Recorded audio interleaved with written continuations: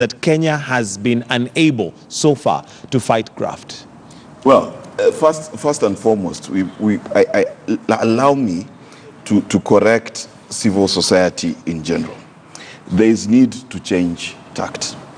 It is not always that you must be as negative as possible with whichever report you give out. And that's a mistake they make. That if you are always negative, then people stop listening to you. It's human nature. Back to the germane issue. Is it true that the state has been captured by kleptocrats? But that's obvious. There is no Kenyan who does not know. There is a child who the other day was asked, what does Kenya export? And he said, we export corruption. Yeah. Any index in the world that measures corruption puts Kenya as one of the most corrupt countries in the world. And have we defeated corruption? By no stretch of the imagination. The truth of the matter is, until the day it is shameful to be corrupt, until the day people will run away from you because you're mentioned in corruption, then we've not beaten corruption. Because we live in a country where if you are a governor implicated in a funny budget scheme, you can always call on another top politician who I shall not name, and he will defend you. And he will say central government will defend you. It is not embarrassing for anyone to be associated with corruption in this country. So in short, you're agreeing with the report that somehow we have not been able to fight corruption, number one, and number two, that the state has been captured by politicians, and therefore our fighting of corruption is purely what we'd call, it's just, for show. No, that's why I disagree. And that's why I said the report cannot be all negative. We are in a generation where we've seen the most people arrested because of corruption. We're in a generation where a Standard newspaper is highlighting what? These are 7 governors under probe for corruption. So we are at the beginnings of a war against corruption. So you cannot be purely negative about it, because when you're purely negative about it, you lose one of the principal tenets of war, that your foot soldiers need to have hope. Your population needs to support that war. They need to feel like you are headed in the right direction, and we are. Are there many false starts? They are. But we must embrace the little that we have and keep exposing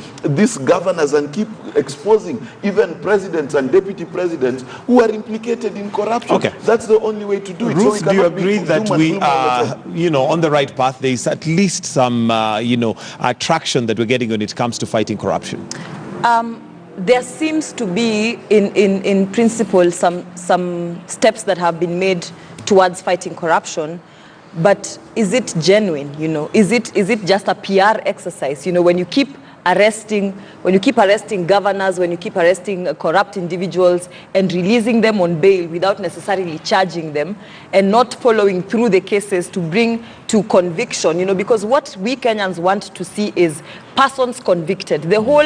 The whole idea behind the war against corruption is to recover what has been stolen. But when we don't see what has been stolen being recovered, when we don't see a process of persons being convicted and actually jailed for corruption, and not just being released on bail, and orders being issued by courts, and people eventually getting away with corruption and coming out to interfere with the whole investigation process, then this to me seems to be a war that is by word of mouth and not necessarily by action. To many Kenyans, this seems to be a PR exercise that is meant to sanitize the president as he exits his second term. So the question is it genuine in the sense that are we seeing concerted efforts between the judiciary, the EACC, the DCI, and the DPP?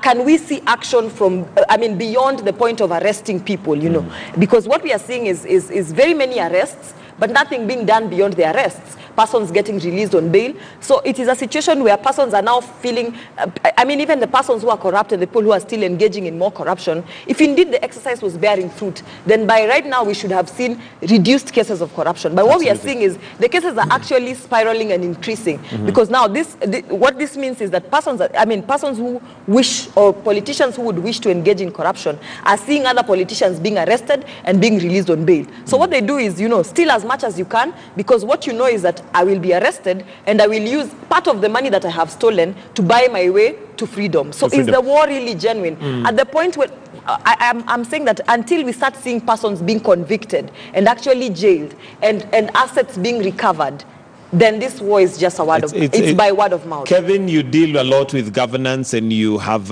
many documents that you come across which would maybe advise, and where Kenyans sometimes get frustrated. I'm not saying it is true, but assuming it is true that, for instance, a governor's daughter has 100 million in their account, and this is somebody who is a student, then that, of course, for any even juvenile, they can tell that there's something wrong. But here we are with arrests, here we are with headlines that we keep seeing every so often. But do we really get to the bottom of it? Or, like Mark says, maybe it is the beginning and we need to give it time, because again, the law has a certain way that it has to work. We cannot expect that somebody will be arrested today and jailed tomorrow. From point of information, I know that there is a multi-agency framework that has been put in place, was launched in Naivasha by the three heads of the judiciary, the DPP and the DCI, and including a proper induction process for their officers to be able to execute their mandates for those three agencies. Now remember that this is coming after a lot of changes. We saw changes at the ODPP, the DPP himself, from Kiriakou to Biko to the gentleman we have today. We saw changes, IG, Inspector General of Police. We saw changes, DCI, Kinoti, from the former friend of mine. And these are, in my view, and of course, the anchor of it all is the president's political goodwill, which I think, in my view, is something which we will hold the president to account for when he leaves office, because we'll ask him, you said that you are at the apex of the war on graft. What did you achieve? But let me take you back to 2016, before the exit of the former Attorney General. There was indeed a proper analysis of graft in this country. And there were almost, I think, 89 recommendations that the report, which was produced by the former IG and presented to His Excellency the President, made in terms of what needs to be done, even on the gaps that we are seeing today, which include some of what my colleagues have talked about. For example, people having hundreds of millions and then the bail charges are hundreds of thousands. It's not possible.